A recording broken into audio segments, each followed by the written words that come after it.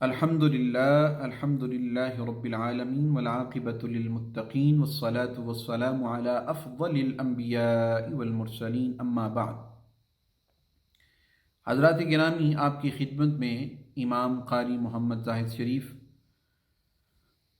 درس قرآن مجید کی ہفتہ وار درس قرآن مجید کی اگلی نشست کے ساتھ حاضر ہیں۔ آج انشاءاللہ ہم مختصر سے وقت میں سورۃ البقرہ کی آیت نمبر 273 کو پڑھنے سمجھنے کی سعادت حاصل کریں گے۔ پچھلی آیہ کریمہ کے اندر اللہ کریم نے ان لوگوں کا ضمناً ذکر فرمایا کہ جو لوگ مستحق نہیں ہوتے اور ضرورت مند نہیں ہوتے، اور باوجود اس کے کہ وہ محتاج نہیں، ضرورت مند نہیں، مستحق نہیں، تو وہ لوگ دستے طلب بڑھاتے ہیں اور مانگتے ہیں، سوال کرتے ہیں، تو ان لوگوں کا ذکر کیا تھا اللہ کریم نے ضمناً۔ پھر اس ضمن میں ایک مسئلہ یہ بھی سمجھنا چاہیے کہ بعض لوگ منع کرتے ہیں کہ مسجد کے اندر کسی کو سائل کو نہیں دینا چاہیے اور کسی سوال کرنے والے کو مسجد میں سوال ہی نہیں کرنا چاہیے۔ حالانکہ ایسی بات نہیں ہے، مطلقاً کسی سائل کو مسجد میں مانگنے سے روکنا یہ ٹھیک نہیں، یہ درست نہیں۔ اور جب ہم دیکھتے ہیں کہ مختلف کتابوں کے اندر مفسرین نے نقل کیا، حضرت مولا علی شیر خدا رضی اللہ تعالی عنہ، آپ کا وہ واقعہ اور آپ کا وہ عمل کہ جس کو اللہ نے مدح فرمائی، حضرت علی رضی اللہ تعالیٰ عنہ کے اس عمل کی مدح فرمائی اور اس کے قرآن کا حصہ بنا دیا، جس میں آپ نے حالت نماز کے اندر سائل کو اپنی انگوٹھی صدقہ کی۔ تو حالت نماز میں انگوٹھی کا صدقہ کرنا مولا علی شیر خدا سے ثابت ہے، اور اللہ رب العزت کا حضرت مولا علی شیر خدا کے اس عمل کی مدح کرنا، تعریف کرنا، اس سے معلوم ہوا کہ مطلقاً مسجد میں سوال کرنا یا سوال کرنے والے کو دینا منع نہیں۔ علامہ ابن عابدین شامی حنفی لکھتے ہیں، میں ان کی عبارت پڑھ کے آپ کو بتاتا ہوں۔ فرماتے ہیں کہ اگر سائل نمازیوں کے آگے سے گزرتا ہے اور لوگوں کی گردنیں پھلانگتا ہے تو اس کو دینا مکروہ ہے، کیونکہ یہ لوگوں کو ایذا دینا ہے یا لوگوں کو تکلیف دینے پر معاونت ہے۔ اور اسی طرح علامہ طحطاوی نے کہا کہ یہ کراہت نمازیوں کی گردنیں پھلانگنے کی وجہ سے ہے، جس کو ایذا لازم ہے، اور جب وہاں گزرنے کے لیے کشادہ جگہ ہو تو پھر کوئی کراہت نہیں، جیسا کہ اس عبارت کے مفہوم مخالف سے معلوم ہوتا ہے۔ تو حضرات گرامی، معلوم ہوا کہ اس سائل کو، اس مانگنے والے کو آپ نہیں دے سکتے، اور اس کا مانگنا صحیح نہیں کہ جو سائل مسجد میں آتا ہے اور نمازیوں کو پھیلانگتا ہے، ان کی گردنیں پھیلانگتا ہے، انہیں تکلیف پہنچاتا ہے، تو ایسے آدمی کو دینا منع ہے، اور اسے چاہیے کہ وہ اس طرح کے ہجوم کے اندر مسجد میں سوال نہ کرے۔ تو آج کی جو زیر درس آیت ہے، اللہ تعالیٰ اس میں ارشاد فرماتے ہیں،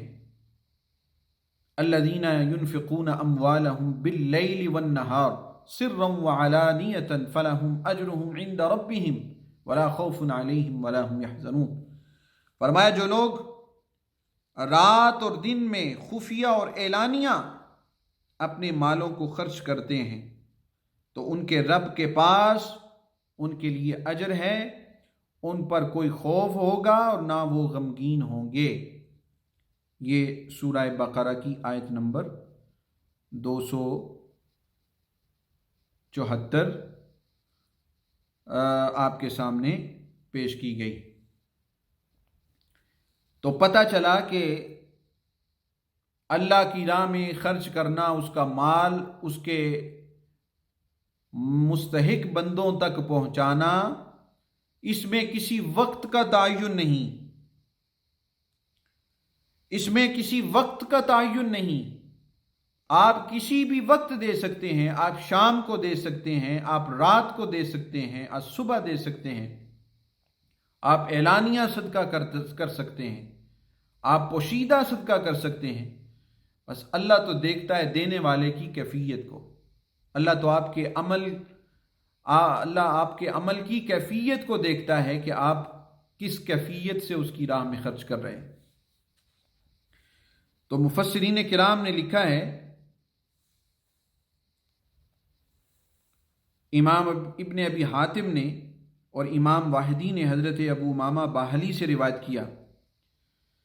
کہتے ہیں کہ جس شخص نے اللہ کی راہ میں گھوڑا باندھا اور اس کا یہ عمل دکھانے اور سنانے کے لیے نہیں تھا تو وہ اس آیت کا مصداق ہے۔ اللہ اکبر کبیر۔ یعنی مراد کیا ہے؟ اخلاص، اللہ کی راہ میں بغیر کسی طمع کے، بغیر کسی ریا کے دن رات خرچ کرنا۔ اسی طرح امام عبد الرزاق اور دیگر مفسرین نے اور امام طبرانی نے اور امام ابن اساکر نے حضرت ابن عباس رضی اللہ تعالی عنہما سے روایت کیا۔ آپ فرماتے ہیں کہ یہ آیت حضرت علی کرم اللہ وجہ الکریم کے متعلق نازل ہوئی کہ آپ کے پاس 4 درم تھے، 4 درم مولا کائنات نے صدقہ فرمایا، 4 درم صدقہ کیے۔ 1 درم آپ نے رات کو خرچ کیا، 1 درم آپ نے دن میں خرچ کیا، 1 خفیہ خرچ کیا اور 1 اعلانیہ خرچ کیا۔ تو یہ آیت سیدنا ابن عباس رضی اللہ تعالیٰ عنہما کے مطابق یہ حضرت مولا علی شیر خدا رضی اللہ تعالیٰ عنہ کی شان کے بارے میں اللہ نے بیان فرمائی۔ اسی طرح اس کی کئی تفاسیر بیان کی گئی، تو معلوم ہوا کہ اللہ کی راہ میں خرچ کرنا، اس کی جو ہے وہ اہمیت ہے، اس چیز کی، اس فرض کی اور اس عمل کی جو ہے وہ اہمیت ہے کہ بندہ اللہ کی راہ میں کس نیت سے دے رہا ہے اور کس عقیدے سے دے رہا ہے۔ اللہ عقیدوں کو دیکھتا ہے، اللہ حقیقتوں کو دیکھتا ہے، اور اللہ رب العزت تمہارے دلوں کے اندر چھپے ہوئے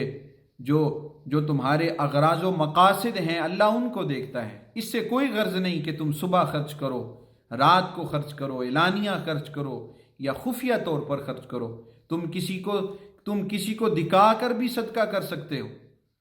اگر تمہاری نیت اچھی ہو تو تم کسی کو دکھا کر بھی صدقہ کر سکتے ہو، تم خفیہ طور پر بھی صدقہ کر سکتے ہو، بس اپنی نیت صحیح رکھو۔ اللہ فرماتا ہے الذین ينفقون اموالهم باللیل والنہار، وہ لوگ جو اللہ کی راہ میں دن رات اپنا مال خرچ کرتے ہیں، اعلانیہ خرچ کرتے ہیں اور پوشیدہ خرچ کرتے ہیں، اللہ کی بارگاہ کے اندر ان لوگوں کے لیے بہت بڑا اجر ہے جو اللہ انہیں عطا فرمائے گا۔ دعا ہے اللہ تعالی ہمیں صحیح معنوں میں اس آیہ کریمہ کے مطابق اپنا مال جو اللہ نے ہمیں دیا ہے اسے صحیح معنوں میں خرچ کرنے کی اللہ ہمیں توفیق عطا فرمائے۔ حضرات گرامی، آخر میں ریکویسٹ کرتا ہوں کہ آج کل کے اس برے حالات کے اندر اور اس کیفیت کے اندر کہ اس وقت کہ جب ہر طرف